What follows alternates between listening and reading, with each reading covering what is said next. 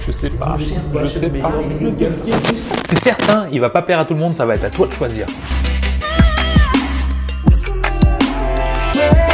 Ce Pixel 6a est une torture. Il est tellement bourré de qualité, mais il est aussi tellement bourré de défauts. Et c'est bien ça le problème. Parlons directement du design. On est sur un design qui va pas forcément plaire à tout le monde. Personnellement, je l'aime beaucoup. On est sur le design du Pixel 6. On a vraiment cette sensation d'avoir un smartphone haut de gamme entre les mains. Alors oui, ça reste du plastique au dos, même si ça se voit pas, c'est du plastique. Et ce design que j'ai là, surtout en vert émeraude, un petit peu plus foncé en bas, un petit peu plus clair en haut. Ce module photo qui est complètement différent de tout ce qu'on peut voir à part le Pixel 6 et le Pro. Je le trouve élégant, super bien fini, les contours sont noirs. Bon, on est clairement sur un smartphone compact, joli. Et en plus de ça, il va pas prendre les traces de doigts. En tout cas, avec cette couleur-là. Sachant qu'il y a quand même 3 couleurs qui existent. Mais ce côté compact, ça lui donne d'autres avantages aussi. C'est au niveau du poids. On est sur un smartphone de seulement 178 grammes qui pourra être utilisé à une seule main. Ça change des gros bébés qu'on voit de partout avec des écrans qui font du 200 grammes, qui sont énormes, qu'il faut utiliser à deux mains. Là, on revient sur pas du compact, du minimisé. Peut-être oui.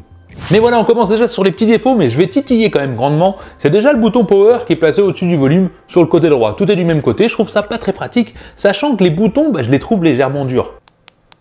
Mais derrière ça, encore un point positif, on n'est pas sur de l'IP68 et c'est dommage. Mais à 459 €, on est quand même sur du IP67 et c'est quand même pas mal. Mais voilà, premier vrai truc qui fait mal, très mal je trouve, c'est qu'il n'y a pas de chargeur fourni dans la boîte. Alors ils se l'ajoutent tous à la Apple, Samsung, etc. Mais je trouve ça dommage, pas de chargeur fourni. Dites-moi en commentaire ce que vous en pensez, moi ça me dégoûte déjà dès le départ, mais je suis chiant. Mais passons direct au truc fou, au truc qui me rend complètement dingue sur son smartphone, c'est la partie photo. Et pourtant il a rien de dingue quand on regarde le papier, on est sur 2 caméras derrière, c'est pas ouf. 2 caméras de 12 mégapixels, c'est encore moins ouf, mais on est sur du Google et l'interface Google est plutôt pas mal. C'est lisible, c'est clair, il y a pas mal d'options. Il y a pas mal de petites options de réglage. Bon, l'interface est très bien, mais le rendu photo est clairement mieux. Je sais pas si vous vous rendez compte, pour une caméra de 12 mégapixels, mais avec l'algorithme Google, le rendu est juste superbe. Alors quand je dis superbe, c'est par rapport au prix. On n'est pas sur les photos parfaites, on a un bon rendu, le traitement est très bien, le détail est là, même avec seulement 12 mégapixels, et la gestion des hautes lumières est bonne aussi. On arrive à avoir une photo claire devant, même en ayant le soleil à l'arrière, et ça, c'est une prouesse technique par rapport à l'algorithme Google. Les couleurs sont bien, c'est naturel, bon, le rendu global est très bon. J'ai vraiment pas trouvé de défaut, même des photos prises avec un sujet en mouvement, le rendu était net. Vraiment, bravo Google pour ça, surtout pour ce tarif-là, c'est du... Parfait, ouais. Bien, très bien même. Mais même la nuit, il va se débrouiller. Alors la nuit, on n'est pas sur du niveau du très haut de gamme. Et là, enfin, j'ai envie de dire ouf, mais on arrive à des photos quand même excellentes. Quand on prend le temps de prendre des photos, les détails seront là, la scène sera bien éclaircie. On peut trouver quelques petits défauts quand on va regarder les lumières, le contour des lumières avec ce petit effet un peu pâteux, j'ai envie de dire. Et parfois, si on bouge un petit peu trop ou des sujets sont en mouvement, bon, la photo sera un petit peu moins nette. Mais là où c'est le plus bluffant, c'est quand on vient se prendre en photo soi-même et qu'on voit la couleur de peau, c'est là où les smartphones ont du mal. Celui-ci a vraiment un rendu naturel avec des détails. Ouais, je suis toujours scotché par le rendu Google, que ce soit le 6 normal ou le Pro ou celui-là. Pour du 12 mégapixels, c'est... Wow. Mais le mode selfie, pourtant, a que 8 mégapixels et va bien se débrouiller. Alors oui, le rendu grâce à l'algorithme est un peu comme le 12 mégapixels. On a du détail, la gestion des hautes lumières est excellente aussi. Le rendu, même de nuit, si on bouge pas, toujours pareil, eh ben il va se débrouiller. Alors oui, on n'est pas sur un truc de dingue, mais franchement, 8 mégapixels, algorithme Google, des photos aussi nettes de nuit et de jour en selfie. Ouais. Mais passons quand même à la vidéo. Alors là, on est en 4K, 30 images par seconde, ça peut monter jusqu'à 60, vraiment haute résolution. Je vais tourner un peu, on va courir par là. Stabilisation, ça a l'air vraiment pas mal sur l'écran. Petit autofocus. Ouais, c'est pas si mal. Et si je tourne, hop, voilà, comme ça tu vois tout, tu vois ce que ça vaut. Et moi, je suis impressionné par la vidéo 4K en pleine nuit. Et voilà, vidéo de face en pleine nuit. Sur l'écran, toujours pareil, ça a l'air bien. On va courir un petit peu. Hop, hop, hop, hop, hop. Donc, le peu que je vois, ça a l'air pas mal. Un petit autofocus juste ici. Ouais, ça gère quoi. Bon, nous voici en 1080p 30 images par seconde. On peut pas modifier, ça reste comme ça sera pas 60. Et en tout cas, sur l'écran en pleine luminosité, ça a l'air ouf. Même s'il n'y a pas de soleil, je vais courir un peu. Alors petite vidéo de nuit en selfie pour voir ce que ça vaut sur l'écran, c'est joli. Toujours pareil à voir sur PC, en tout cas la stabilisation est plutôt pas mal. Je sais pas ce que vous en pensez de ce que vous avez vu, moi le rendu 4K, même la stabilisation, j'ai beaucoup aimé, même en mode nuit. Allez-y, dites-moi en commentaire ce que vous en pensez, c'est important. Bon après, il faut savoir que sur l'écran, les photos sont embellies, parce qu'on est sur un écran quand même joli, 6,1 pouces, c'est du compact du moins, du minimisé. C'est plus petit, c'est super agréable, on est sur de l'AMOLED en FHD+, avec des couleurs superbe. On a une luminosité extérieure qui est largement suffisante. On va retrouver aussi une empreinte digitale sur cet écran qui elle est plutôt réactive. Bon, c'est pas la plus rapide que j'ai connue, mais 1 seconde maximum, c'est déverrouillé, il n'y a pas de bug, ça fonctionne aussi très bien. Malheureusement, et là c'est un gros malheureusement, et beaucoup vont me détester pour ça, mais on n'a pas de reconnaissance faciale encore sur ce smartphone. Google a décidé de ne pas mettre de reconnaissance faciale, parce que soi-disant la sécurité n'est pas optimale. Mais j'aurais aimé avoir le choix, qui m'avertissent juste, la sécurité n'est pas au top. Avec la reconnaissance faciale, veuillez garder juste l'empreinte digitale. Juste ça, ça m'aurait suffi. Voilà, une explication, mais avec la possibilité de le déverrouiller en reconnaissance faciale. Ça aurait été bien. Mais il y a un autre défaut sur cet écran. Mais oui, c'est qu'il est seulement en 60 Hz. Ça va pas gêner tout le monde, hein. Moi personnellement, ça m'a pas vraiment gêné. Mais il y a beaucoup de gens qui font attention à ça et pour qui c'est vraiment important.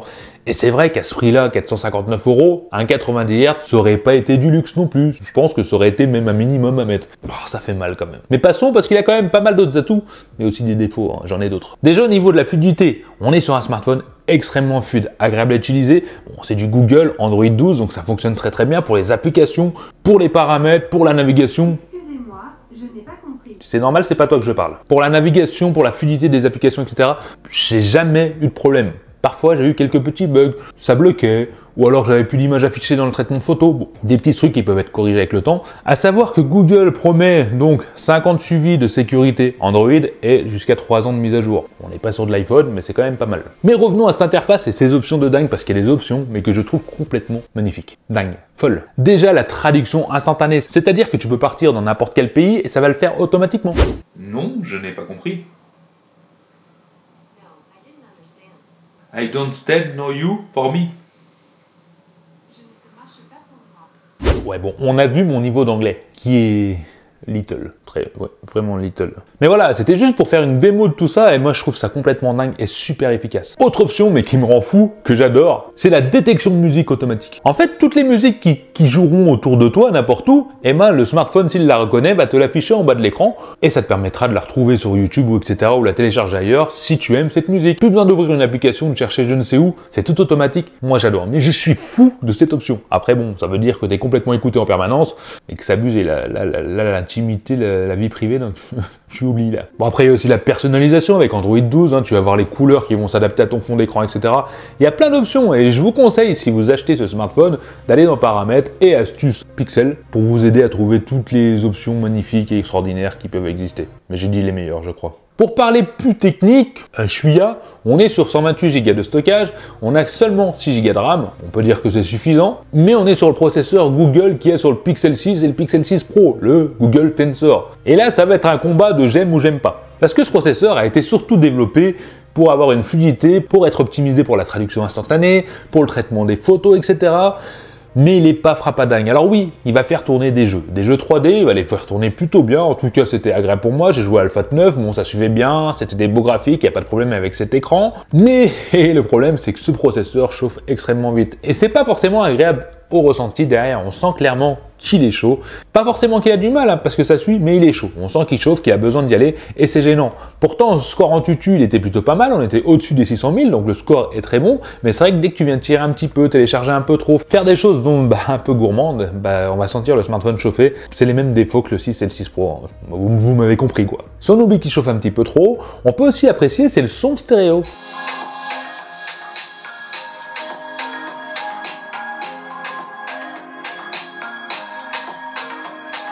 Bon, on n'est pas sur du son hi-fi, mais j'ai trouvé agréable, en tout cas le son est équilibré, c'était bien pour regarder des vidéos, même jouer à des jeux, c'est pas mal. Et là on passe à autre chose qui va fâcher pas mal de monde, en tout cas moi ça me fâche, donc ça vous fâche. C'est l'autonomie, non plutôt la batterie. On est sur une batterie de 4410 mAh, vu la taille, le poids, c'est correct, c'est normal. On a une autonomie qui va tenir la journée. Ne cherchez pas à aller plus loin, la journée c'est bien. C'est pas dingue, mais c'est suffisant, en tout cas pour moi. Mais là où c'est chiant, où c'est gênant, et déjà il n'y a pas le chargeur dans la boîte, bon, ok on accepte.